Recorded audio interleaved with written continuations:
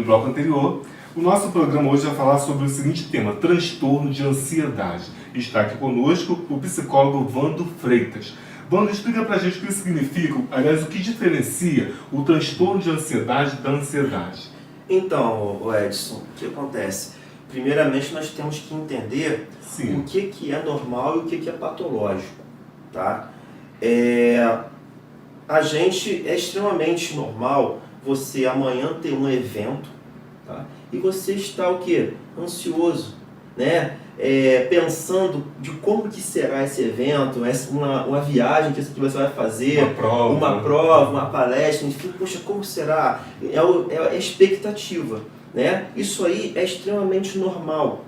Mas o patológico é quando a pessoa, a partir desse evento, começa a somatizar comportamentos, padrões em seu corpo, que nós chamamos de doenças psicossomáticas, tá ok? E no caso, isso então, aí... se tira o sono, é porque já é um problema? Se a ansiedade tira o sono, já é um problema? Se a sua ansiedade tira o sono, já é algo patológico. Ou seja, então o que diferencia o normal do patológico? O excesso. Eu gostar de fazer dieta é normal? Sim, mas em excesso, transtorno alimentar. Eu gostar de limpeza é normal? Sim, mas em excesso, transtorno obsessivo compulsivo. Isso então é um sintoma, né? Essa coisa desesperada que começa a atrapalhar a sua vida, o seu cotidiano, já chega a ser um sintoma de transtorno de ansiedade. Já são sinais. E quais são os principais? Os principais transtornos de ansiedade? Sintomas, Olha, os principais sintomas que acontecem os sintomas visíveis que são facilmente identificados é quando a pessoa tem crise de ansiedade. E facilmente a pessoa já identifica e olha, nossa, está tendo uma crise de ansiedade, que é quando temos tremor nas extremidades, né, que é o tremor nas mãos, aceleração cardíaca, náuseas, tontura, pensamentos ligados à morte, dor no peito, né? Ou seja, tudo isso aí são sintomas de uma crise de ansiedade, mas não necessariamente o transtorno de ansiedade ele se manifesta só por meio de crise de ansiedade. Às vezes, por exemplo, quando você tem alguma palestra para apresentar no dia seguinte, ou então momentos antes, você tem uma indisposição intestinal, entendeu? Ou seja, então isso já é um sinal de ansiedade, né? de um padrão ansioso.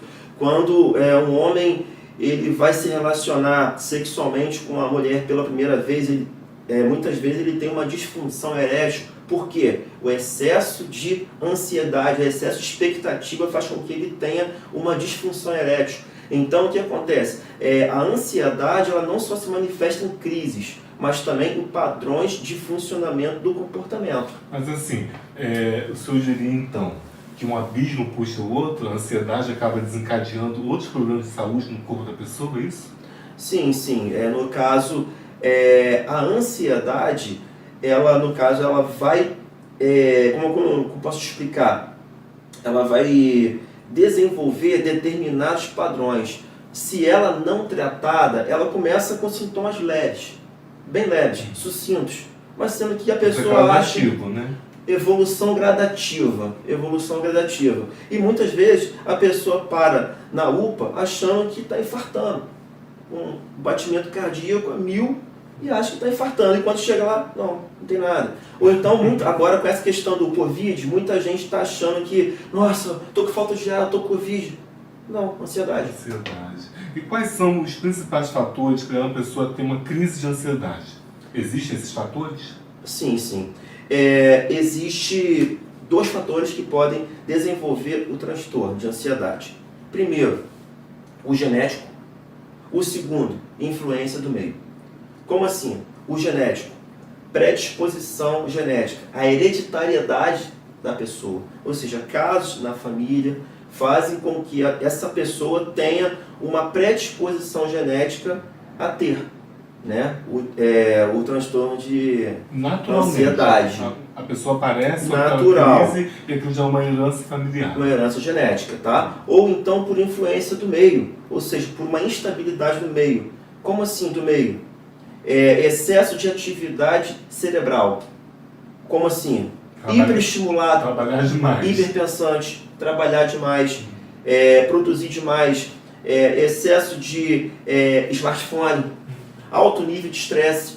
Então, isso aí faz com que você atinja um alto padrão de frequência, um alto padrão de funcionamento cerebral, em que você fica hiperpensante, hipervigilante. Aí entra... Além da conta. Né? Além da conta. Aí entra na teoria do psiquiatra e psicólogo Augusto Cury, que é a teoria do SPA, que é a síndrome do pensamento acelerado. A pessoa fica hiperpensante. E isso pode fazer com que a pessoa, mesmo que não tenha uma predisposição genética a ter o transtorno de ansiedade, passe a ter padrões fóbicos ansiosos. E Bruno, me diz uma coisa. O transtorno de ansiedade ele tem alguns tipos. Quais são os principais? Olha só, são diversos, mas assim, a gente pode falar de alguns. Transtorno de ansiedade antecipatória. É quando um evento não aconteceu, ainda tem uma data marcada, uma data X, e hoje a pessoa já está sentindo sintomas ligados à ansiedade, sem esse sintoma, sem esse dia ainda ter chegado. Já está fazendo o velório por antecipação. Entendeu? Temos o transtorno de ansiedade por desempenho, ou seja, a pessoa com medo de ter um baixo desempenho, ela passa a desenvolver também sintomas ansiosos. Temos também o transtorno obsessivo compulsivo, ou seja, quando a pessoa ela desenvolve um padrão repetitivo, ou ligado à limpeza ou à organização, né? Ou seja, é o que eu falei, a diferença entre o normal e o patológico. Tudo em excesso é patológico, então se torna... Excedeu já significa que ele tem um problema. Sim, no caso assim, nós consideramos que a pessoa um padrão relacionado ao transtorno de ansiedade quando a prevalência equivale a 6 meses da reprodução dos sintomas. Se a pessoa em 6 meses ela apresenta os mesmos sintomas, está relacionado. É diferente quando esporadicamente você tem uma questão que você fica um pouco mais ansioso, enfim. Mas assim, 6 meses reproduzindo o mesmo padrão de comportamento, está relacionado. Aí a pessoa tem que buscar ajuda. Sim. Né? E como se trata esse transtorno de ansiedade? Tem tratamento? Tem. É possível? Sim. Primeiramente, disso, sim, né? tem sim. Primeiramente a gente precisa, quando o paciente ele dá entrada no serviço de saúde mental para tratar esse tipo de questão, a gente classifica o transtorno de ansiedade em 3 níveis. Leve, moderado e grave. Tá? Ou seja, quando a pessoa está em um nível leve, a gente muitas vezes consegue reverter com a psicoterapia. Tá? Nível leve, nível moderado, ou seja, mas quando está em um nível grave, aí a gente precisa fazer o quê? Entrar com a psicoterapia e associado encaminhar a pessoa para o setor de psiquiatria para fazer o uso de medicações, para nos auxiliar. Então, nesse caso, o psicólogo somente não resolveria. O trabalho melhor, mais eficaz seria com o psicanalista, é isso? No caso aqui, não, como psiquiatra. Psiquiatra, Isso, no caso, o que acontece? Nível leve e alguns níveis moderados, a gente consegue até trabalhar só a nível psicoterapêutico, né? Mas nível grave, a gente vai ter que lançar mão de recursos medicamentosos. É isso que eu ia perguntar, se no caso deveria entrar com medicação também. Isso. Mas aí, só o trabalho com o psicólogo, que é o seu caso, existe toda uma técnica, né, de trabalho, mas assim, através do quê? De bate-papo, de conversa, de exercícios, como que é feito? Então, mais ou menos, tratamento. O que acontece?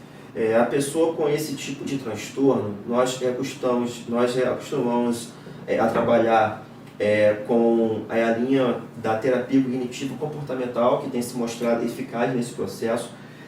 Nós trabalhamos com uma técnica chamada Mindfulness, que é uma técnica de meditação guiada. Tá? A gente trabalha também com essa técnica de meditação guiada e também associado a isso, encaminhamos a pessoa para atividades físicas, tá? E de preferência aeróbicas, também para nos auxiliar nesse processo.